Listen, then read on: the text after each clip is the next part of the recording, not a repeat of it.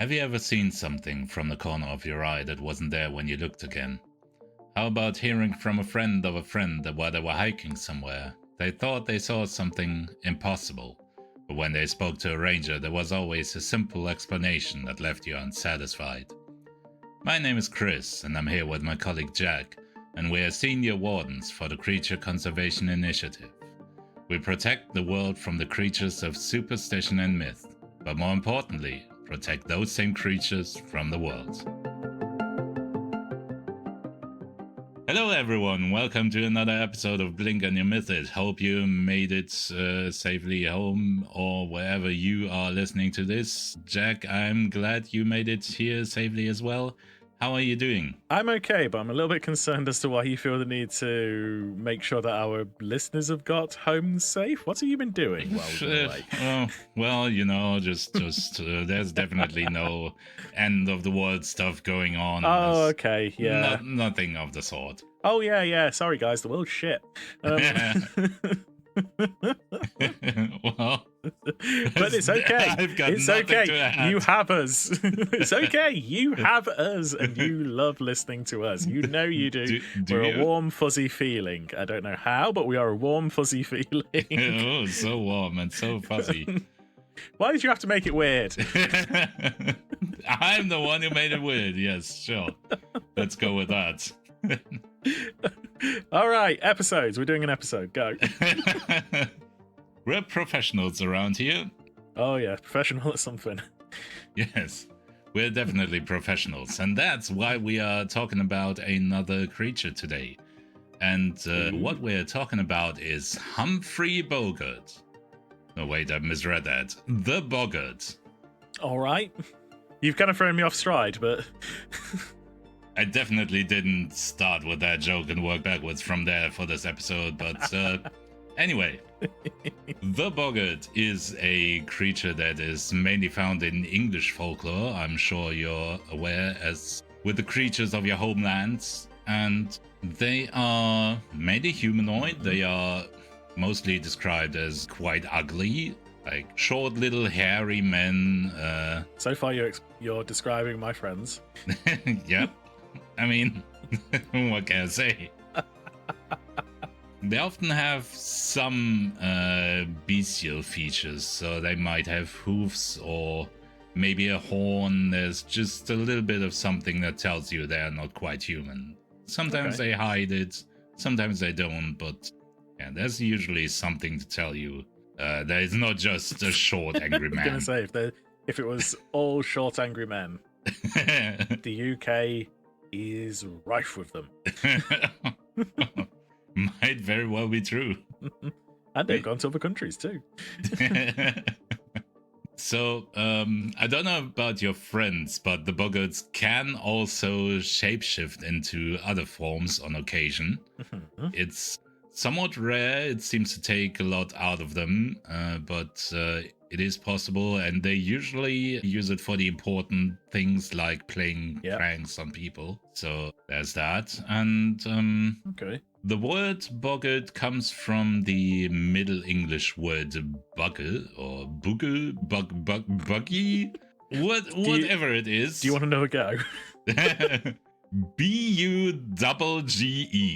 Oh, booger. Booger. It's something like booger. It's very old. Are you making this up? Booger. Probably. I get you. Yeah, to be fair, I have heard of Boggarts or whatever you want to call them, rather than the posh way of me just saying it Boggart.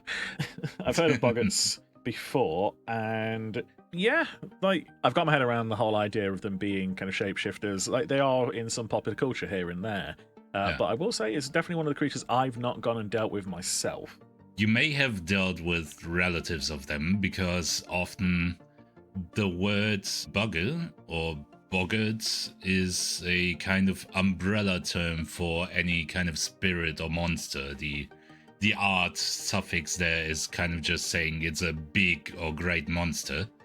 And it, for the longest time, it has been used as a word for any kind of supernatural spirit or monster or anything really.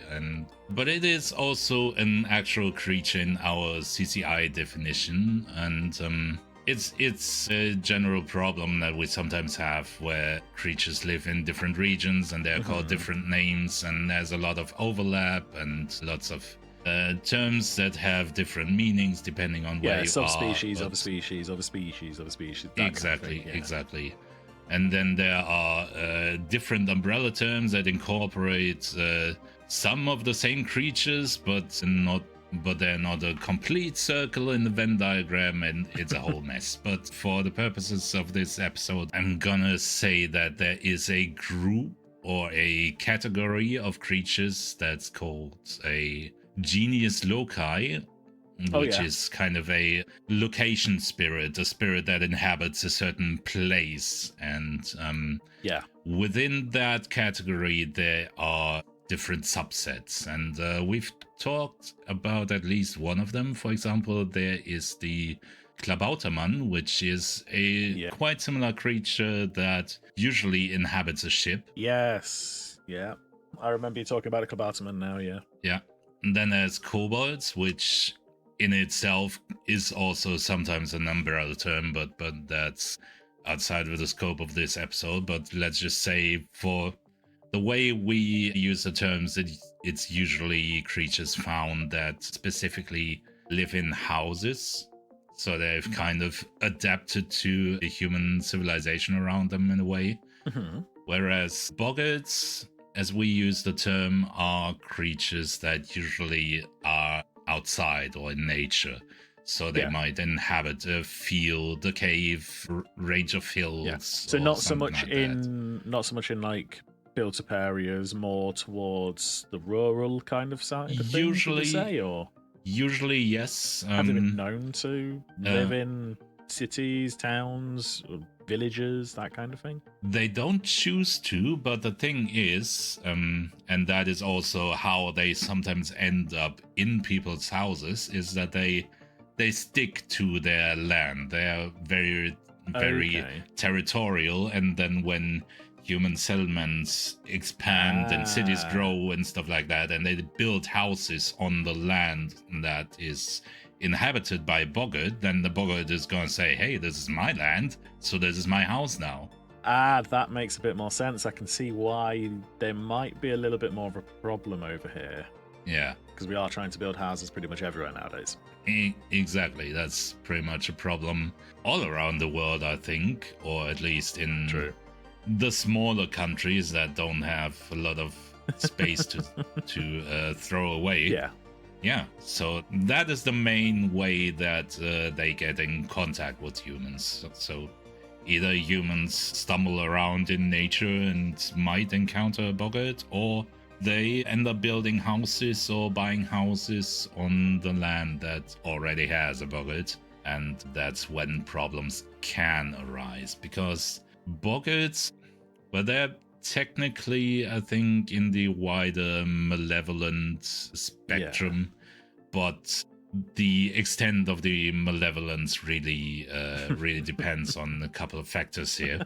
So their base disposition, I would say, is pretty grumpy. They are... I'm a boggart? Yeah, exactly. Yeah, so they are kind of loners, and they're very protective of their territory and their environment. And the way interactions play out depends a lot on how the humans behave around them. So if they are friendly, if they pay respect, maybe even give them some food or gifts or something, they are usually calm enough. They might play a prank or two on you or leave you alone entirely. It is not completely unheard of that they even form a friendly relationship with humans. It's rare, but... Really? Yeah, it's rare, but it's not completely unheard of when they coexist for a longer time. Some of my friends may be boggarts then. It's definitely true. I've met some of them, and I wouldn't be surprised. What, some of my friends or some boggarts? It's both. So that's the best case scenario, basically. But if people are less respectful, the boggart is gonna annoy the hell out of them. They're gonna play pranks, they're gonna mess with their stuff. They usually don't immediately go to bodily harm, but it can happen.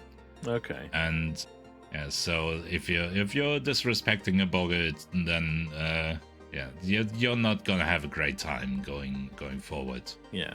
And if you really piss them off, then it can actually be kind of dangerous. Deadly? Rarely, except in specific cases. Usually it's more material stuff. They're gonna mess with your property, they're gonna unhitch your horses so they can run away, or maybe if you're riding the horse, they scare the horse so you fall off, that kind of stuff. Oh, which is not, yeah, it's not usually deadly, but it can happen. Yeah. Where it gets really dangerous is a quirk of them that if you give them a name, that's when they become really furious for some reason. They really react extremely strongly to people naming them. We haven't quite figured out why. So they just don't like someone giving them a name? Yes. And then they become really... It's like they go into a rage. They are uncontrollable. They get very destructive. They get very, very pissed off and intent on, hurting you and probably ending your life if you let them. That seems a bit of an overreaction, but yes. Okay. It does, but what can you do? It's a creature. It's got its own rules. It's got its own ideas. Yeah. And those ideas don't always make sense to us, but it might, even if it's particularly annoyed by a certain person or family, that family might say, let's get out of here and move away. There are cases where the feud is so deep that the boggart will actually follow them around until either the boggart or the people die. They have a flair for the dramatic, and they are quick to basically get into a blood feud with people for, trivial things. Their entire lives. Yes. Okay, so... And they can get very old, so you're not going to be rid of them this anytime soon. This is definitely an English creature. I'm more than certain this is definitely a creature from the UK, probably English, maybe Scottish, bit of Welsh. Probably not so much the Welsh, they tend to be quite nice. The Irish, But I can definitely see it being an old English or Scottish creature, that's for certain. Yeah, it's mainly found in the northern England area, so I don't know.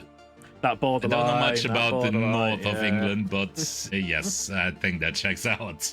Sounds about right to me. Apologies if you're from the north of England, we're having a joke. I'm not apologizing. You're all boggarts. He's German, don't worry. So one of the things I'm kind of really curious about is their shape-shifting ability. I think people would probably want to know a little bit more about that. They see, like you said, they have the limited ability to shapeshift, but what does that even mean, really, for them? It seems to be quite exhausting for them. That's why they are not always shapeshifting around into all kinds of forms. And what they often use it for is kind of, what would you call it? A camouflage, I guess. Okay. So when they're playing pranks on people, for example, people often have the perception that the boggart is invisible. But what we have found is that usually they just transform into something small and inconspicuous right before or after the interaction, so people just don't realize that anything is there, but there's a mouse giggling in the grass or something like that. So it's like really, really good at hide and seek, not actually disappearing completely, just camouflaging, as you say, turning into something else and just blending in. Exactly. Okay. Or sometimes they use it to just scare people with their form. For example, there's a somewhat famous one, the Boggart of Longerheed, and it was described as the size of a calf with long shaggy hair and humongous eyes and dragging a chain behind itself that makes sounds like dogs baying, that kind of thing. Just really freaky, really impersonating the Halloween vibe. Yeah, there. freaky, scary. Yeah. You're a peasant. This is going to make you run around thinking the devil has come, kind of thing. Exactly. Really, really classic, like horror stuff, demon stuff. Awesome. Yeah. Yeah, it seems like there's little limitation on what they can transform into. It's just that they don't do it very often, just when they seem to think it's necessary, and their priorities are not intuitive to us, let's say that. So it's their limits are not the what, but the how often, the frequency, really. Yes, exactly.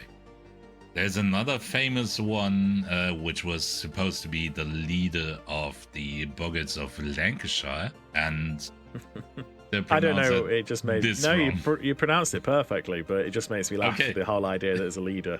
There's a leader of the Boggarts of Lancashire, like a little society of angry little 1 meter men. Yes, and angry little hairy 1 meter men. That's the thing. In that case, it wasn't the small angry man. It was called the Oudhop, whatever. Anyway, what I was trying to get at is this allegedly famous Boggart that was the leader of them was described as basically the form of a satyr.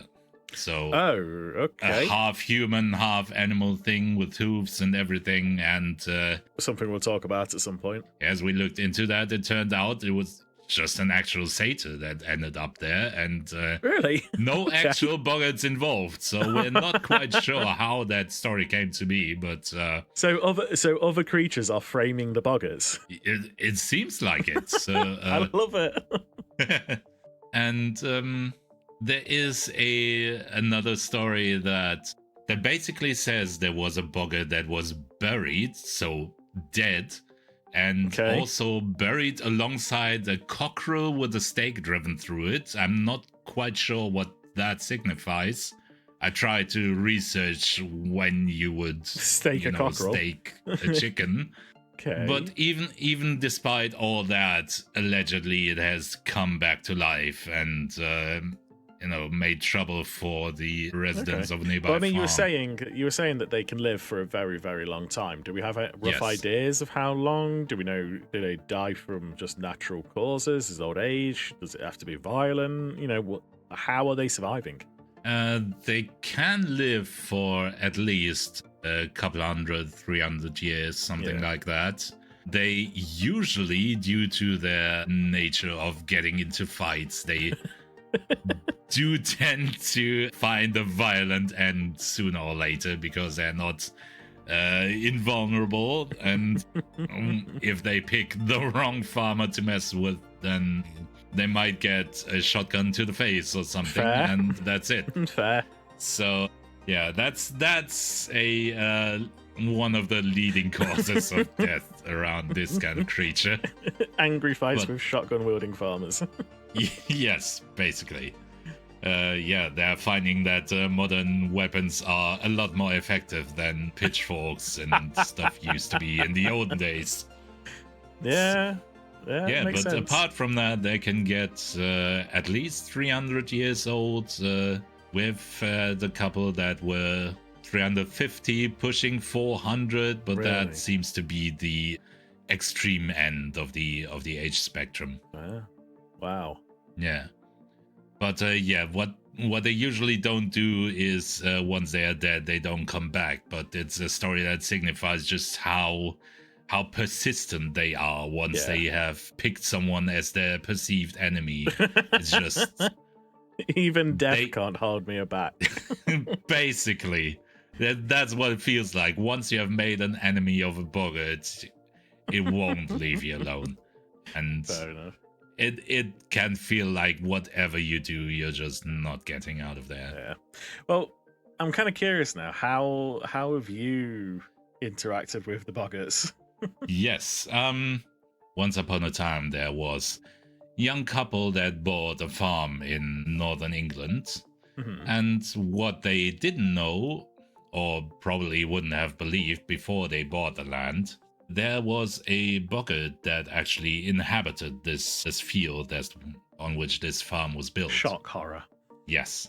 And yeah, they moved in, and at first they were scared, by the spooky, unexplained stuff, things getting broken, horses getting scared, all that kind of stuff. Yeah. And yeah, after a little bit, they realized that whatever this isn't seriously hurting them, and it kind of switches from fear to more being annoyed, especially once the Boggart apparently started to talk with them, or scream at them is probably the better term. An angry old man shouting, yeah. Yes, a tiny angry old man with disheveled hair and everything. They often have this little mustache that just really fits into the picture. Oh, that's quite sweet. Yeah. And yeah, so they have this weird little man on their property, and they know something is up, but apparently local police isn't really doing anything or not believing them, because of course the Boggart hides once any authority figure comes around. Of course, it's not there. Yeah. So they talk to friends, and someone knows someone. You know how it goes, and somehow they get referred to the CCI. Yeah. And yeah, at that point, I get sent over to mediate, basically, because what we usually try to do is to get both parties to kind of live and let live, and just, find some kind of way to coexist, because the Boggart has been there before them, if we're honest, so... Yeah. We don't like to just kick them out, and they're not that much of a threat if you don't mess with them too much. So what we usually try to do is find some kind of common ground. And yeah, this was before the Santa incident and before the mermaid incident. So people still believe that I had capabilities in diplomatic kind of situations. They thought that you potentially could be part of the diplomatic side of things then still. Exactly. We all make mistakes. Yep. We sure do. So I get sent over there, and I meet with them and talk to the couple, talk to the Boggart, and there's a lot of bickering back and forth. And after a long day, I somehow managed to convince all of them to maybe try and share the land. We draw a line basically where the Boggart's part of the land is and where the human part of the land is, and we make up certain kind of house rules, like leave the guests alone if they have people over, and yeah, if the humans plant something in the field, then the Boggart gets a share, that kind of stuff. Clean up after yourselves. Don't leave any litter. Make sure you do your washing. Yeah, that kind of stuff. Yeah, and a bunch of trivial stuff, really, that was mainly there to give everyone the feeling that they were being heard and they won something. Roommate kind of things. Yeah. Yeah. So at the end of the day, we were at some kind of arrangement, and I thought this went quite well. I was kind of pleased with myself. Next day, there was some imp business in the area that I had to deal with, and damn imps. Yeah, routine stuff, really.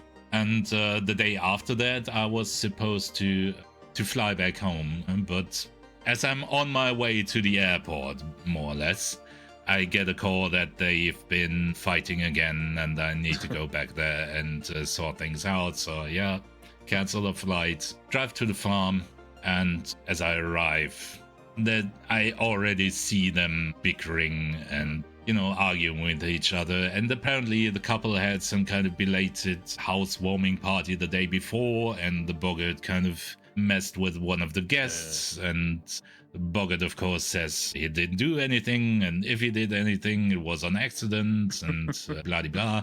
So we go through everything again. You have to leave the people alone, and you have to do this, and yada yada, and try to just basically the same stuff we said the night before. And if this is supposed to work, we all have to work together and be honest, and blah de blah. Yeah. A lot of wasted time, but at the end, at least everyone had calmed down and, had the idea that maybe it could work, or at least there wasn't much sense in keeping arguing for that night. Yeah. But yeah, unsurprisingly, the next day I get called back again because there's new stuff happening, and I arrive and they are already.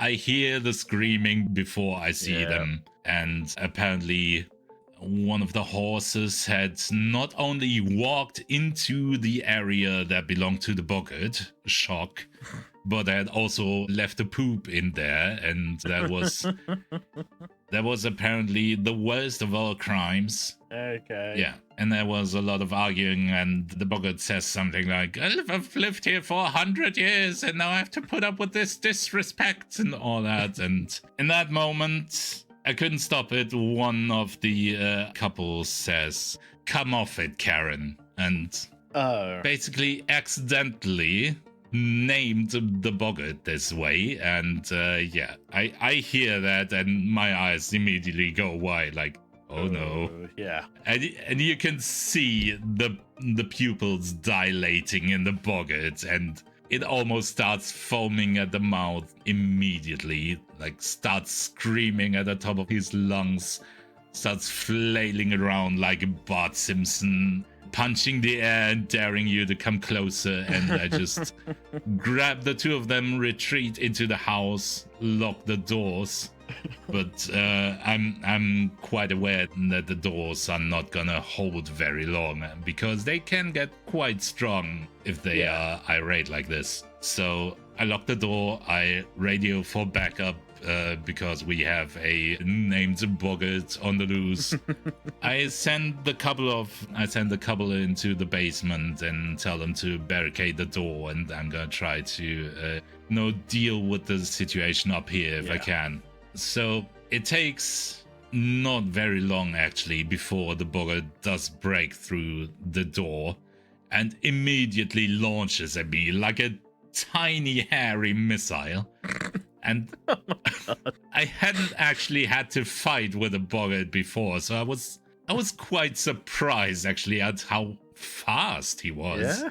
But it caught me off guard, and he ended up hurtling me into the kitchen table, and it was sitting on top of me, like punching, biting, scratching, everything. I'm just trying not to get killed immediately, and I feel around for something that I can use, and what I probably should have mentioned somewhere in the description earlier, but I kind of forgot, is like a lot of creatures in that region, for some reason it reacts quite strongly to salt.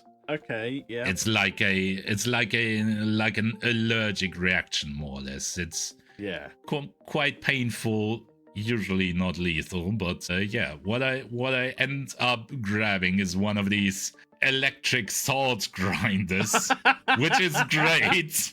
But then I'm lying there trying to defend my eyes and my throat with one hand, while with the other hand, I'm just holding the salt grinder and slowly salting him into submission. You seasoned him into submission? I very slowly seasoned him. I think it took like 10 seconds before there was even a reaction. I was just sitting there. Oh, yeah. You know what? I'm a big proponent of allowing us to do our jobs like unimpeded, but sometimes I just think we should have a body cam system because some of these things I just want to see. Definitely not for our safety. I just want to see it. Yeah, absolutely. Imagine just at a Christmas party having a best of edit. Oh my god, that'd be that'd be that great. would definitely be something.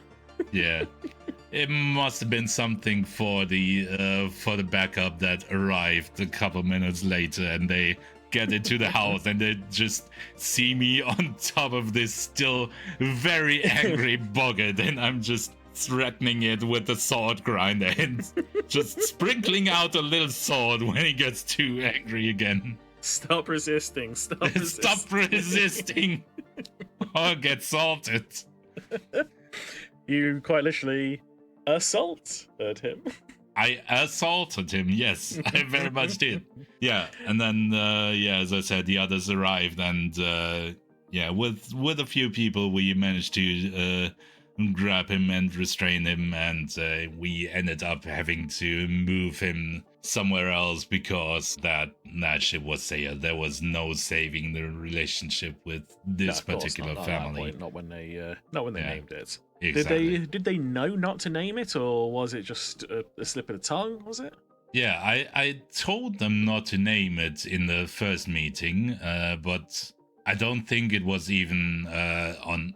I didn't even think of it as naming it. It was just a response to. It's just calling it a name. Yeah, it was technically naming it, but not. Not intentionally. So that kind of just. Yeah, we know the creatures happened. of that kind of ilk tend to be very, very like rules lawyery, shall we say? Oh yes. You know, technically it is naming it, therefore it is naming it, therefore I can go angry and I'm going to go after. Yeah, as always, if weird creatures or weird people, for that matter, try to make any shady deals with you, don't. They're gonna outlawyer you.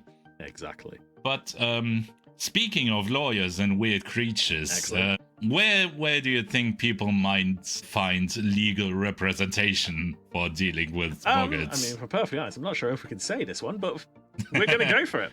They can go to the Blinking Your Myth It Discord, where you can learn about the various creatures that we talk about and talk about it with a small community or a large community, depending on when you join, of of individuals. Sounds so exciting. Who enjoy this show. You can suggest creatures and topics. You can ask us questions. You can talk about your favorite episodes on there. You can talk with friends. You may be friends. You can give us feedback. You can just talk in the general chat. You can look at the welcome and the guidelines. You know, there's lots of things you could do. So much. And you will find the link to that in the show notes, the episode notes, the description, depending on where you are looking. But just come and join us. Come and ask us questions, because between Chris and I, we have seen pretty much every creature, or we're usually one of the first ones on the scene. Every single one. New ones. Between the two. There are no exceptions. Absolutely no exceptions whatsoever. Apart from that one, you know the one I'm talking about. Apart from the exceptions, yes. That exception right there. that one exception. But while you're wondering what we're talking about and which exception we are talking about, what else should they be doing at the same time, Chris? Well, while you're pondering and looking up at the stars, you should also click the stars and give us a rating. You should comment on the episode just for the engagement. Tell us how great we are or how horrible we are or anything in between. We will read it and react accordingly. Sometimes proportional, sometimes not. Yes, sometimes we will cry for a week, but that's not related to the comments. You should also subscribe to the podcast because you wouldn't want to miss out on future episodes. We do this every 2 weeks. Every other Tuesday, you get new creatures to ponder and listen. No, you don't listen to creatures. Every other Tuesday. Talking about creatures. Yes. Fucking hell. That's the problem when you start sentences and don't know how to end them. Every other Tuesday, you get a new episode, a new creature that might spark your curiosity. And if that's not enough for you, we have been doing this for a while, and you can just go into our back catalog. There is no continuity or anything. You can just browse episodes and pick something that sounds interesting to you and listen to it again and again and again. And when you're done doing that and you're completely in love with it, you need to share it. You can hear it again. Because sharing is probably the most important part, because that is our way to infect more people with the Blink and Your Myth It virus. And we won't stop before we cause another pandemic. A pandemic of epic proportions and a pandemic of good vibes and ridiculous outros. Yes, ridiculous outros. Yes. And again. No. And again. Yes, but if there's nothing else to say, I would. And again. Yes, thank you. Important input. But I think that's about it. So thank you very much for listening. Hope you tune in again in 2 weeks' time. And if there's nothing else to say, then this is goodbye. And again. Goodbye. God damn it. Goodbye. Goodbye.